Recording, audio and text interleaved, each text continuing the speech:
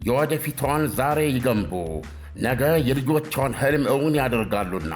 ቴምር ሪል ስቴት የአፍሪካ ኩራት ከሆነው የኢትዮጵያ አየር መንገድ ሼባ ማይልስ ጋር አጋር በመሆን ልዩ ልዩ ዕድሎችን አዘጋጅቶ እየጠበቀዎት ነው።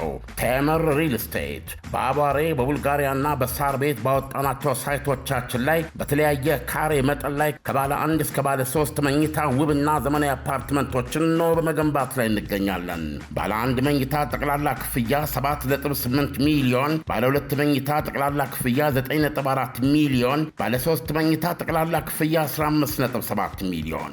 ያስተውሉ፣ ከመረጡት መኖሪያ ቤት ጠቅላላ ክፍያ 20 በመቶ ቅድሚያ ክፍያ በመክፈል የቤት ባለቤት መሆን የሚችሉበትን አማራጭ ያዘጋጀን ሲሆን እንዳከፋፈሎ ሁኔታ ደግሞ ከ10 እስከ 35 በመቶ ታላቅ ቅናሽ አድርገን እንጠብቀዎታለን። በቀሪ ክፍያው ላይ በዶላር ምንዛሬ መጨመርም ሆነ በኑሮ ውድነት ወደፊት ምንም አይነት የዋጋ ጭማሪ እንደማይኖር ስንገልጽልዎ በደስታ ነው። በተጨማሪም ንግዶን ያዘምኑ ዘንድ በፒያሳና በገላን ከ2.5 ሚሊዮን ብር ጀምሮ የተለያዩ ዘመናዊ የንግድ ሱቅ አማራጮችን አቅርበንልዎታል። ለበለጠ መረጃ በስክሪኑ ላይ ባለው ስልክ ቁጥር ይደውሉልን።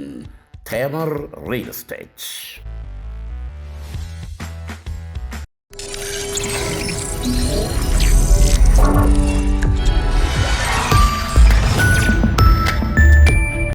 ጤና ይስጥልኝ። ይህ አዋዜ ነው። የዕለቱን ዋና ዋና ጉዳዮች እንመለከታለን። በላይ በቀለ ነኝ። የኢራንና አሜሪካ የሰላም ንግግር በስዊዘርላንድ ዛሬ ተጀመረ። በንግግሩ የሁለቱም ሀገሮች የልዑካን ቡድኖች፣ አደራዳሪዎች፣ የፓኪስታን ጠቅላይ ሚኒስትር ሻባዝ ሸሪፍና ሌሎችም መገኘታቸው ታውቋል። ንግግሩ ከመጀመሩ አስቀድሞ የቡድን ፎቶ የመነሳትና የመጨባበጥ ፕሮግራም ታቅዶ የነበረ ቢሆንም የኢራን ልዑካን ቡድን ፈቃደኛ ሳይሆን መቅረቱን የተለያዩ ምንጮች አመልክተዋል። እናም የኢራን ቡድን የፎቶና የቀጥታ ቴሌቪዥን የትውውቅ ፕሮግራም እስኪጠናቀቅ ውጪ ቆይቶ ስብሰባ ሲጀመር አዳራሽ መግባቱ ታውቋል። የዛሬው የሰላም ንግግር የእስራኤልን የሊባኖስ ዘመቻ በመቃወም ኢራን የሆርሙዝ መተላለፊያን መዝጋቷን ተከትሎ ነው የተጀመረው። የአሜሪካ ምክትል ፕሬዝዳንት ጄዲ ቫንስም ስዊዘርላንድ የገቡ ሲሆን በዚህኛው ንግግር የሊባኖስ ግጭትና የኢራን ኒኩሌር ፕሮግራም ዋነኛ አጀንዳ ይሆናሉ።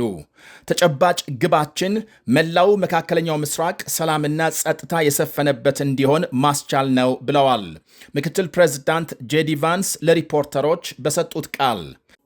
አሁን ትልቁ ችግር አንዱ ሲተኩስ ሌላኛው ሲመልስ፣ በመሃል ሰላማዊ ሰዎች ይጎዳሉ፣ ተኩስ አቁም ይደናቀፋል። ይህንን ገደብ ለማስያዝና ዘላቂ ተኩስ አቁም እንዲደረስ በዚህ ንግግር መፍትሄ ይፈለጋል በማለት ተስፋቸውን ገልጸዋል። የኢራን ባለሥልጣናት በበኩላቸው ለሰላም ስምምነቱ መደናቀፍ እስራኤልን ተጠያቂ ያደረጉ ሲሆን የሊባኖስ ጥቃት እስካልቆመ የሆርሙዝ መተላለፊያ ተዘግቶ እንደሚቆይ ገልጸዋል። የአሜሪካ ፕሬዝዳንት ዶናልድ ትራምፕ ኢራን በ60 ቀናት የመጨረሻ ስምምነት ካልፈጸመች በሆርሙዝ መተላለፊያም እገዳ እንደሚጥሉ አስጠንቅቀዋል። በዚህ የሰላም ንግግር ኢራን ለዓለም አቀፉ የአቶሚክ ኃይል ኤጀንሲ ፈታሽ ቡድን የኒኩሌር ጣቢያዎቿን ክፍት ለማድረግ እንድትስማማም አሜሪካ ትፈልጋለች።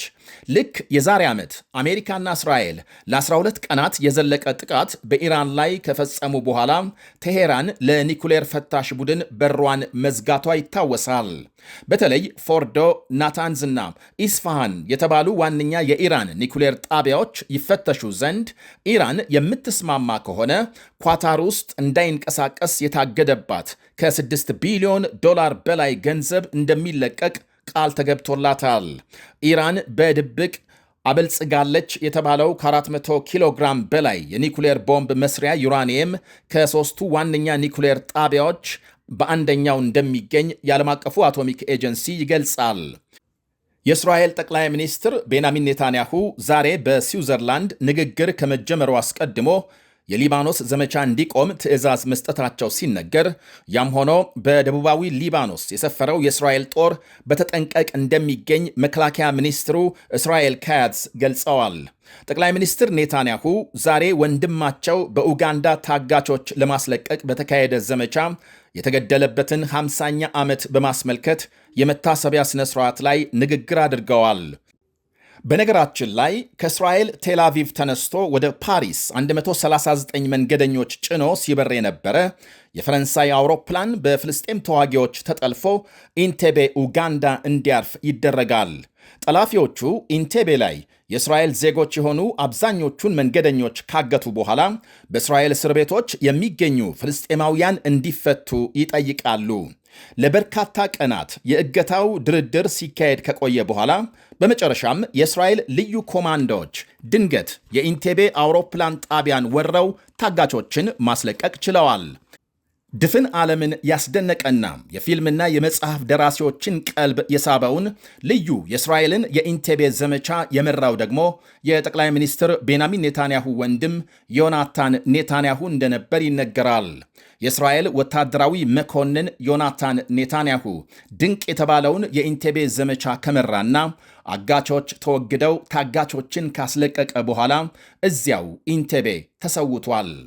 የእስራኤል ኮማንዶዎች 2500 ማይልስ በረው ኡጋንዳ በመግባት ታጋቾችን ያስለቀቁበት ሙሉ ዘመቻው 1 ሰዓት ተኩል ብቻም የፈጀ መሆኑ በወቅቱ ዓለምን ማስደነቁ ይወሳል። አጋቾች ሲገደሉ የታገቱ መንገደኞች በሙሉ ተለቀው ለቤታቸው የበቁበት 90 ደቂቃ በኢንቴቤ ዘመቻ በስኬት ቢጠናቀቅም ታዲያም የዘመቻውን መሪ ዮናታን ኔታንያሁን ስላሳጣቸው እስራኤሎች ሐዘን ተቀምጠዋል። የፍልስጤም አንጃዎች ለጠለፋው መዳረሻ ኡጋንዳን መምረጣቸው የሀገሪቱ መሪ ኢዲ አሚን ዳዳ የፍልስጤሞችን ትግል በጽኑ በመደገፍ በጣም ይታወቅ ስለነበር ነው ይባላል። የእስራኤል ጠቅላይ ሚኒስትር ቤንያሚን ኔታንያሁ የወንድማቸውን ሞት 50ኛ ዓመት በሚያስቡበት ዛሬ ደግሞ ቀንደኛ ጠላት የሚሏትን ኢራንን እየተዋጉ ናቸው። ኔታንያሁ ኢራን የኒኩሌር መሳሪያ እንዳታመርት የመከላከል ስራችን በምንም መልኩ ለድርድር አይቀርብም ብለዋል። የፈለገው ድርድር ይሁን ወይም ደግሞ የዲፕሎማሲ ስምምነት ይደረስ ኢራን ኒኩሌር እንዲኖራት አንፈቅድም በማለት የሀገራቸውን አቋም በግልጽ አስቀምጠዋል። ቢያንስ በእኔ የጠቅላይ ሚኒስትርነት ዘመን ኢራን በፍጹም ኒኩሌር አይኖራትም ሲሉ በወንድማቸው ስም ለሕዝባቸው ቃል ገብተዋል። ባለፈው 1 ዓመት በኢራን የተፈጸሙ ዘመቻዎች የኒኩሌር ግንባታዋን በማዳከም ረገድ ውጤታማ መሆኑን ገልጸዋል። ፕሬዝዳንት ትራምፕ በሌላ በኩል ኢራን ከኋላ በምትመራው ቡድን አማካኝነት በሊባኖስ የምታካሂደውን ውጊያ እንድታቆም አስጠንቅቀዋል። ኢራን እስራኤልን የማጥፋት ዋነኛ ግቧን ለማሳካት በቀጥታ ከምትፈጽመው ጥቃት ሌላም በእስራኤል ዙሪያ ታጣቂ ቡድኖችን በማደራጀት መሳሪያና ገንዘብ በገፍ በማቅረብ በእስራኤል ላይ ከተነሳች ከ40 ዓመት በላይ ተቆጥሯል። በሊባኖስ ሄዝቦላህ፣ በየመን ሁቲ፣ በጋዛ ሐማስ በኢራን ከሚመሩ ሚሊሻ ቡድኖች ዋነኞቹ ናቸው።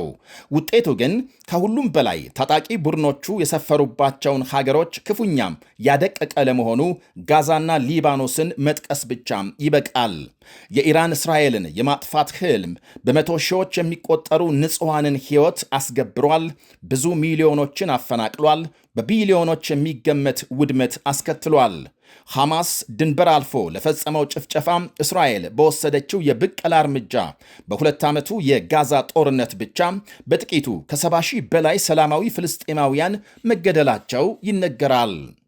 አሁን በቅርቡ እንኳን ከመጋቢት ጀምሮ በሊባኖስ አዲስ በተቀሰቀሰው ውጊያ ከ4000 የሚልቁ የሊባኖስ ዜጎች ሲገደሉ በሚሊዮኖች የሚቆጠሩ መፈናቀላቸውን የሊባኖስ ጤና ሚኒስቴር ገልጧል።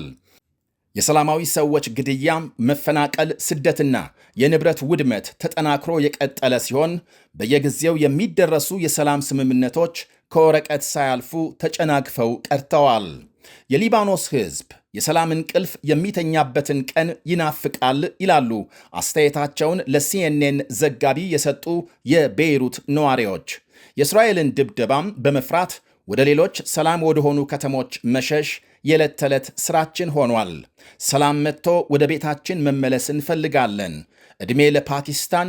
አሁን እየተካሄደ ያለው የሰላም ድርድር ተሳክቶ የተሻለ ጊዜ እስኪመጣም በጉጉት እንጠብቃለን ብለዋል። ይህ አዋዜ ነው። የወደፊቷን ዛሬ ይገንቡ።